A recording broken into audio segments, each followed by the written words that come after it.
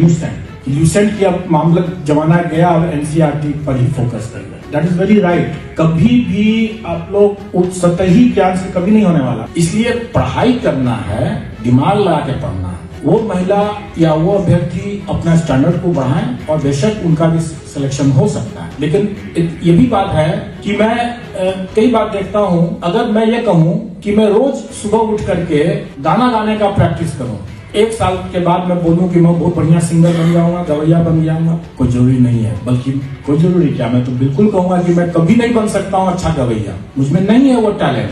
तो इस टैलेंट को समझना बहुत जरूरी है, अपने इनर कोर स्ट्रेंथ को समझना जरूरी है कि हम उसके लायक हैं कि नहीं है। हम 4 साल 5 साल अपना बर्बाद कर देंगे और फिर हम कहीं के नहीं रहेंगे। 1 साल का अगर आप टाइम आपके पास में है, आप उस 1 साल के हिसाब से सिलेबस के हर एक एलिमेंट को आप टॉपिक वाइज बांटते हैं। और मैं समझता हूँ कि गुरुजन जो यहाँ होंगे वो भी बताते ही होंगे आप लोग को, आप तो भी उस तरह से करते ही होंगे। अगर समय अगर आपके पास में 1 ही महीना है तो आप उस 1 महीना में ही आप 2-2 दिन करके बांट करके आप अपनी निकालेंगे। और एक सीख मैं देता हूँ, उस समय भी मैंने जब दिया था, मैं ऑल इंडिया 6th रैंक था मेरा।